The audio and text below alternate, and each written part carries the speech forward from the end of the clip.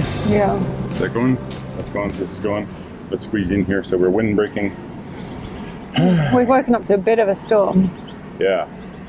It is actually a named storm, apparently, although I don't know the name. But anyway, it's a bit gusty this morning. We're in the basin, so there's lots of kind of alleyways, as it were. There's boats and bridges and places for the wind to accelerate through, and yeah, lots of noise too. So we just have to do sort of a 90-degree turn, but I've got to kind of go backwards and turn in order to pull it off. I've got to go backwards and turn into the lock. So Joe's got to go and drop the lock so that there's at least a hope of getting it open while I'm over there instead of having to coast in the middle of this thing. So, good fun.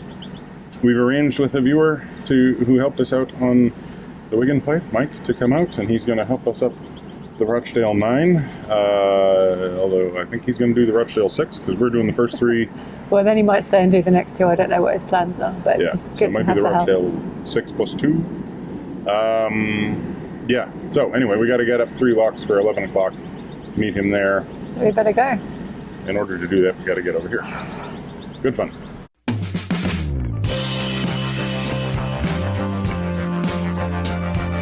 And if the wind wasn't bad enough, just as we're setting off, the rain starts to come down. Because Michael needed my help to get the boat off the mooring in the wind, the lock isn't ready. I have a mad dash across the footbridge to drop the water and get the gates open, which leaves Michael to try and control the boat as it's battered by the wind and the rain in the middle of the basin.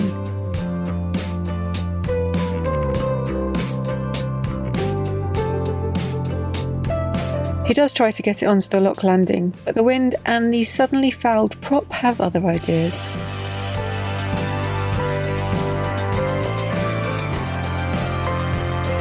Finally, into the relative safety of the lock.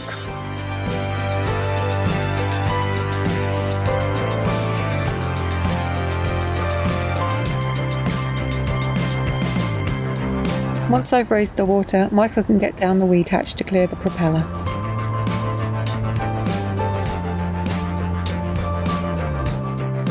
On the plus side, the rain has stopped and the sun is trying to come out.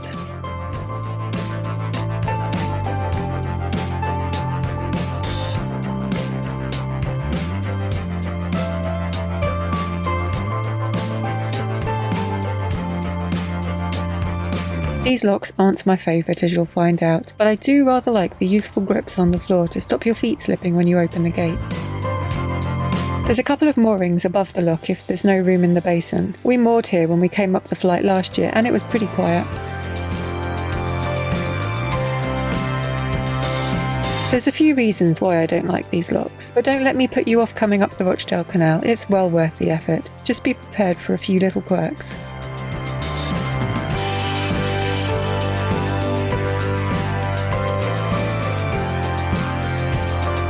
My first issue is that there's no footbridges across the locks, and instead of the gates having a platform attached that you can walk across, you actually have to climb up and walk across the top of the gates. There are handrails attached which help, but the gates are very narrow and fairly slippery, especially on rainy days like today. For that reason, we try and only use the paddles on the towpath side to prevent unnecessary trips across the gates. It isn't always possible though.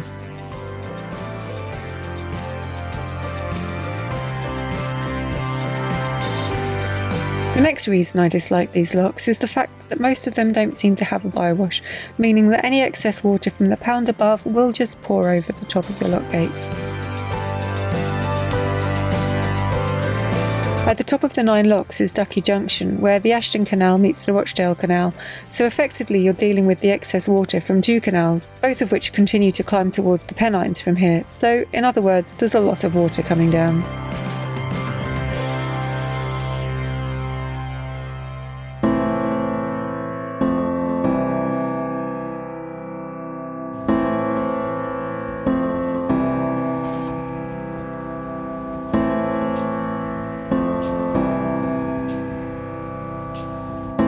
If I freeze the video here, you'll see me slip under the lock gate as I try to heave it shut. My foot dips into the water as I land on my bum. Luckily, I'm hanging onto the gate handle for dear life, otherwise I could have easily slipped right into the lock. Did I mention I don't like these locks very much?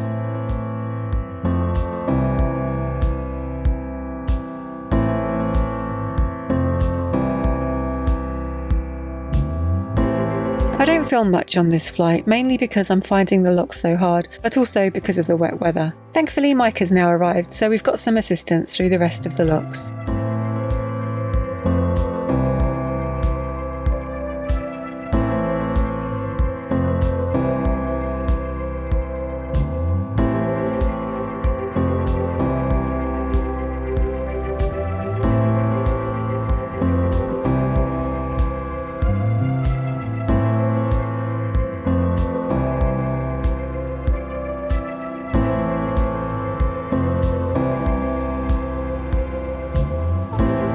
The feathery supervisors at this lock aren't actually that helpful.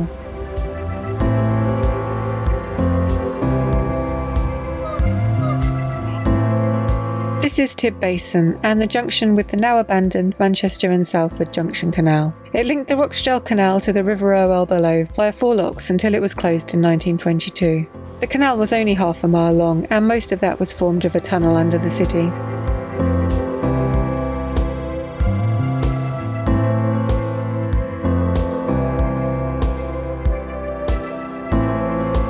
Entering this lock proves to be a bit tricky. Walking across the top of the lock gates to reach the other side doesn't feel safe at all. The top of the lock gates are really wet, and the non-slip material that's been attached to the top of them doesn't cover the whole span. It just doesn't feel safe, so we don't want to take the risk. This means Michael has to bring the boat in using just one gate, which usually wouldn't be a problem. But just below this lock is an outflow of water into the canal. So when he brings the boat past, it gets pushed to the far side and into the gate.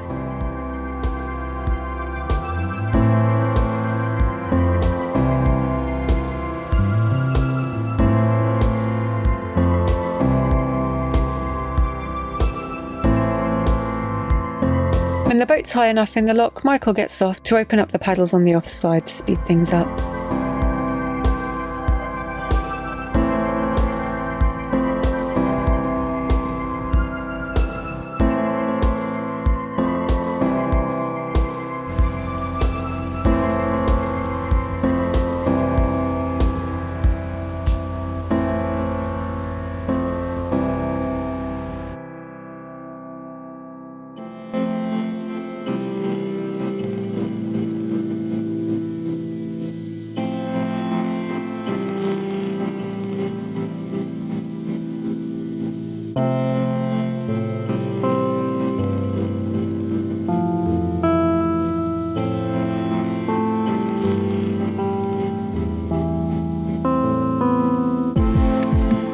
There's no towpath access to the next lock, so George and I have to climb on board the boat above David Street Lock. Mike volunteers to walk round to the lock after that to get it ready. It's a tight squeeze out of the offside gate here as the Canal and River Trust boat has been left on the lock landing. George and I have to clamber across it to get back on board Perseverance.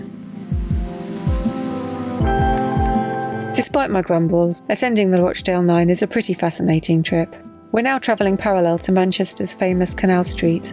An umbrella from one of the many bars above has made its way into the water thanks to the wind. We're pretty pleased that that's all it is. At first glance we had wondered if it was a pram hood from a sunken narrowboat.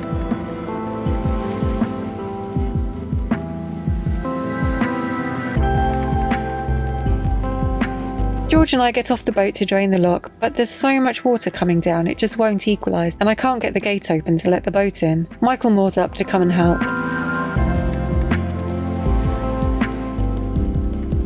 Because there's no towpath here, and this lock is only accessible by boat, we're trapped. We can't walk ahead to investigate. And even with both of us pushing on the gate, it just won't budge. Essentially, there's more water flowing into the lock over the gates than can leave via the paddles. Eventually we hear from Mike, who's walked ahead. He was having the same problem at the next lock, and so he walked to the top of the flight where he found that some of the paddles had been left open. This means that a constant stream of water was being sent down towards us. Goodness knows how long that had been happening for.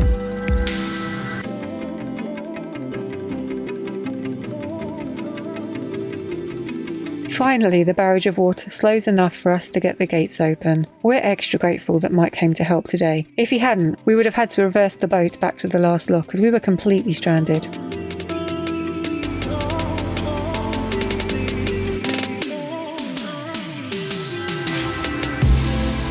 And then the rain starts again.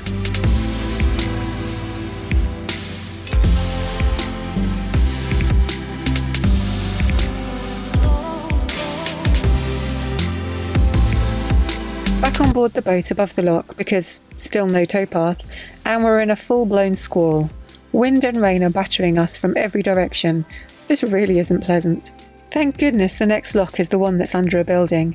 It may be dark and damp, but today at least it provides some shelter from the storm.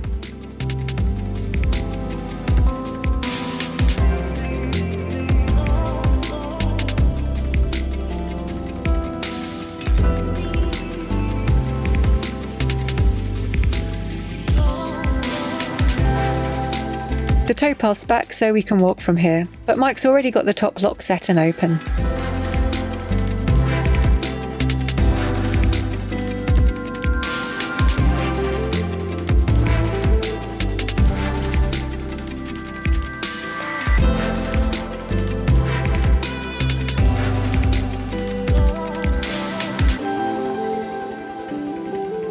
Above the lock and we say farewell to Mike. Well, farewell for now. He's kindly agreed to meet us again tomorrow to help us continue up the Rochdale Canal.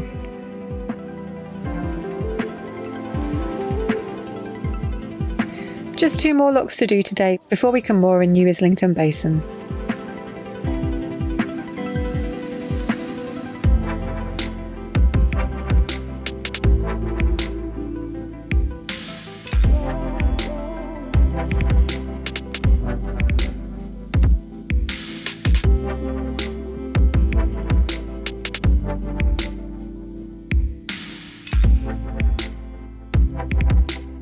That impressive building above the lock is the old Brownfield Mill. It was actually used as an aircraft factory between 1910 and 1913.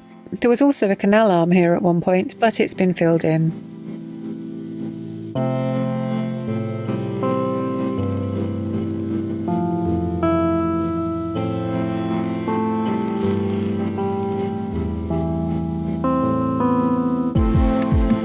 Just 1 more lock to go now.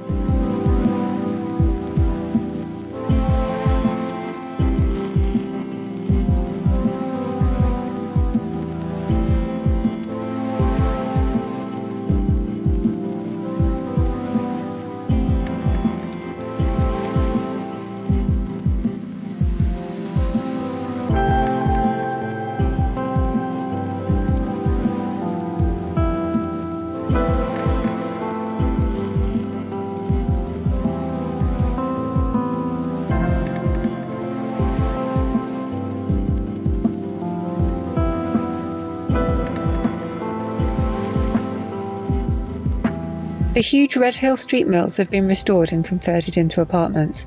They look really fantastic.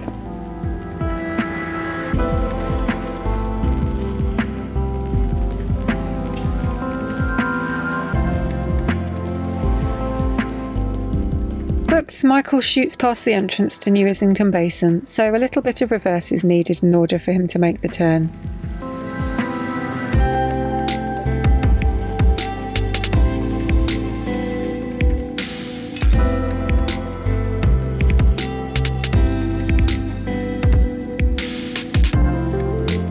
And then he decides to win the boat before mooring up, and just as he's mid-turn, the wind picks up again.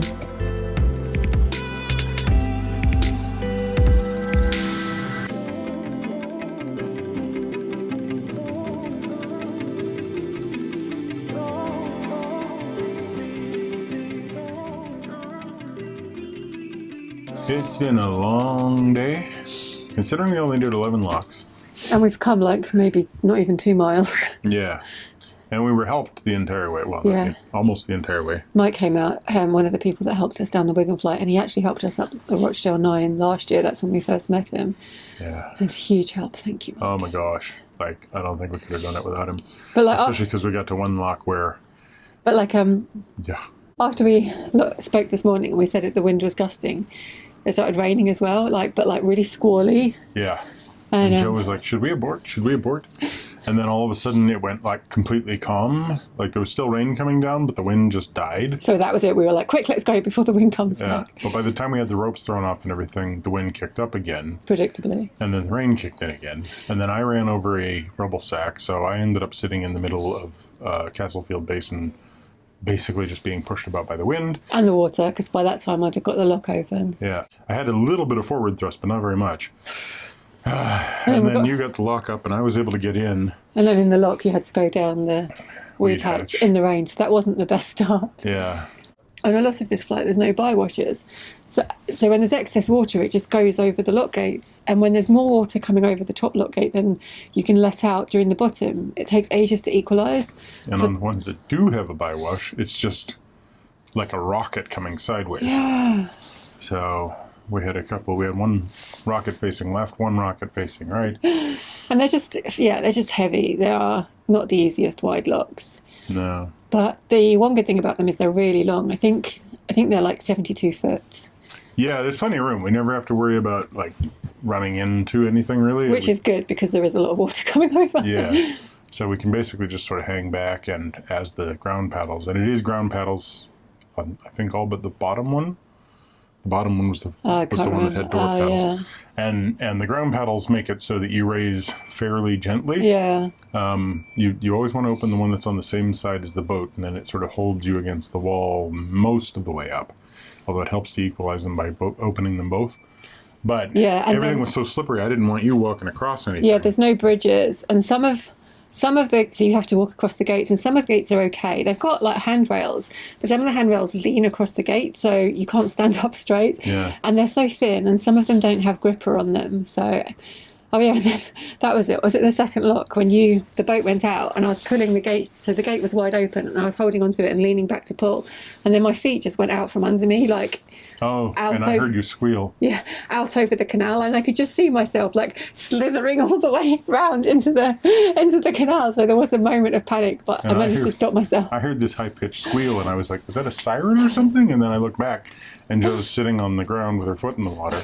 So yeah, luckily it's only 1 foot, so yeah, it was fine. Yeah, but yeah, so then that kind of set the pace. Yeah, yeah. There's lots of slipping today. Lots of for some reason a bunch of dead fish. Yeah, dead birds everywhere. Well, the dead fish were left on the lock wall, like on the ground you're standing on. So, I'm walking around, tripping over dead fish, like trying not to slip on dead fish. And then there's broken glass. God, we're moaning. Lots of broken glass. Broken glass on most of the lock sides. Some was really bad, so we put George on the boat. We need to check his paws because it's just really difficult to avoid. And then Mike turned up, I think, at lock 80 quite earlier than he said, so that was really good. Yeah, after about 2 or 3 locks. And then there's one lock, which is 86. Oh yeah, 88 was really hard. That was the one by the building that had the outflow. Yeah, and we stopped there to try and go for banh mi at the Vietnamese street food restaurant, which unfortunately wasn't open yet, which is why we want to try and get this conversation done as quick as we can, because we're going to walk back to get some banh mi.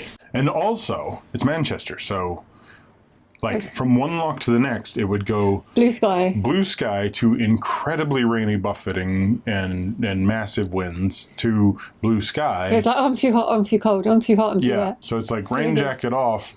And then at one point, I still don't know how this works, I passed under a bridge. My hat, the front of it folded up vertically as the wind hit me from the front. The side folded up, then the back folded up. I'm like, how am I in a tricorn hat? And why is the boat accelerating when the wind is hitting me from the face? Right? And it was curling up somehow in this little divot beside the building. And I'm in like a little cyclone, and I'm just like, I got no idea where I'm going now. And then the really fun bit was when we got to lock 86. So you have to get on the boat before that lock because you can't get to the lock from the towpath. Yeah. I think because there's like loads of bars there and they just had trouble, so they've like blocked it off completely. So Mike skipped that lock. He walked to the one after so that he didn't have to get on the boat because of distancing. And I got on the boat with George and we went to that lock. Yeah, and that started with, like, we pulled into that pound and there was the guy up there doing he was doing a tour of Manchester. Oh, that was the lock before? No, that was that lock. I'm talking you're talking about, okay, yeah. So we pulled into 87, went up, there was the guy that was doing the tour. That wouldn't give us any space. Yeah, then you walked past to open the gate, and then once we got the gate open, you had to walk George across the Canal and River Trust workboat, which was very conveniently placed in exactly the wrong place. So we hit that. like careened off the back of the boat, ended up sort of, you know, in the right position so you could walk across, and then I had to immediately turn us as hard as I could to the right to avoid the, like... Parasol. Yeah, like the restaurant-size outdoor big table parasol that had dropped into the canal. And I was thinking we should get that because it's like, it's going to rain so much. We should just have one on the back of the boat. And then we pull up to the next lock. And which that's is the one that we can't get to from the towpath. Yeah, and I had to drop Joe off in this little tunnel, and then I wanted to reverse out so that when she dropped the lock, I wouldn't be just slammed sideways back and forth with the tunnel. And that's where you could only get one side. You couldn't get it to drain all the way. No, more basically, there was like, it was at least half a foot, like 5 or 6 inches over the lock gates of water. Sorry, over the top lock gates, just pouring in. And obviously there was more water coming in than was going out. So, yeah, and we opened all the paddles, and there was no way anything was. And then we radioed to Mike to see how he was getting on, because he was at the lock above, but he didn't reply. And the lock above is like the dodgy underground one. So I was like, oh God, he slipped and fallen and like left the paddle open, and that's where all this water's come from. But he was having his own adventure because he was having the same issue at that lock. So he walked to the top lock and found that someone had left a paddle up. He stopped the water. He closed the paddle that had been left open, stopped the water, but then there was so much water still coming down, so we just had to wait for it to come through. Yeah. And then finally, it just about equalised, and that's where I really hurt my back trying to. Yeah, because you were pushing real hard, and I was trying to crank, because the side I was on had one of those chain cranks. Yeah. But until yours moved enough to get rid of the friction between the two gates, mine, the chain just kept slipping and slipping and slipping, so I was never going to be able to get like actual traction on it. Then finally it was like, okay, we got that one open. We get inside, and then we started into the next pond, and immediately the worst weather happened. It's just like I mean, wind coming down from above. Like rain was coming up. Like rain coming up, rain coming sideways. It was just like, what in God's name is happening? We got to the next lock, and the next one's the underground, and it's horrible down there. It like stinks of urine, and like, you know, it's a bit unsavory. People go there to drink and do drugs and stuff. But I was just like, thank you for the roof. Yeah. I'm so glad to be underground right now. Yeah. There was so much switching around. Like the weather today has just been like, it's just like, I was like, I'm pretty sure this is some god trying to tell the people of Manchester to get out, and nobody's listening. So it's like 5 minutes. You cannot. I mean, it's crazy. They say this, you know, like it's Manchester. Wait 10 minutes and the weather will change, and they're serious. It's bizarre. But then we got through the top lock. Mike had to go then because I think it had taken longer than we were planning. So like he went off, and then we just had to. We're at the junction with the Ashton Canal, which is where we went last year when we came up to the Rochdale line. So then there was a mini celebration because we were on new canal. Yeah, so now we're officially on, well, we were already on the Rochdale because of the Rochdale line, but we're officially on the new part of the Rochdale that we haven't been to yet. And we just had to go up 2 locks to get to Islington. A lot easier than the other ones. Oh, yeah. So now we are off back down the locks. So the only hard part really at that point was just mooring up. Oh yeah, because we came into New Islington Marina, and it's a bit of a tight turn, so you didn't know exactly where it was. Yeah, didn't know exactly where it was. Saw the sign that said New Islington. Overshot it a bit. And then it's like, okay, here's this turn. Great, make this tight turn into the sort of basin area. Coming along, no problem. Joe finds us a place that's got room for us to moor up between 2 boats. I see, an opportunity. Well, since we're going to be going the other way anyway, I may as well turn now. And at this point, there's no wind. There is this kind of weird plastic sound from somewhere, and I get closer and I realize that there's that plastic coating on some like new windows that hasn't been fully peeled off yet because there's some construction that hasn't finished, and it's fluttering in the wind. Well, then it's more than fluttering. Now it's tearing off. Now there's big sheets of it flying places, and I'm going around in a circle really fast. You did really well. Yeah. And I just helped you a little bit when the nose came in to push you round. Yeah, and then the wind died again. You could have done it without me. Yeah, but then the wind died again. I was like, I made the turn. I'm coming back. It's just about to pull in. I turn the nose over towards. It's just like, I'll put the nose over. Joe can jump on. She can get the rope. No problem. Then you start. And then just swoosh, whack, and all of a sudden I'm like, Disappearing. the right-hand side's going to the other side. The left's Michael, going over this here. way, you're going the wrong way. Yeah. You're like, you're going to hit on the far side. I know it, and I don't know what's going on. It's just the madness of the weather where I'm going this direction. I'm in the exact same place that I will be when I turn around, and somehow, even though everything else seems to be identical, a wind that was pushing me that way gently is now a wind that is pushing me sideways like I'm being hit with a tornado.